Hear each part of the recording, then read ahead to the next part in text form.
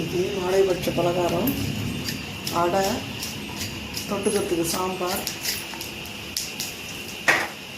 வெல்லம். நான் மத்தியானமே நான் அடைச்சி சமைச்சிருக்கேங்க. பச்சரிசி ஒரு பங்கு,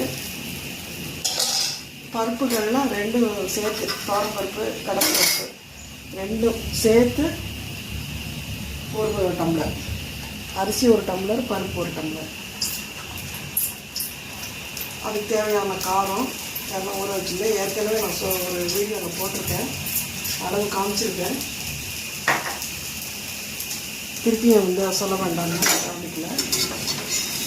பாருங்கள், நல்லா மொறுன்னு இருக்குது.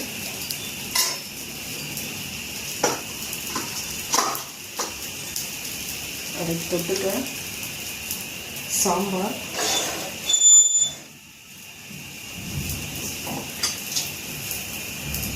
வெல்லம்.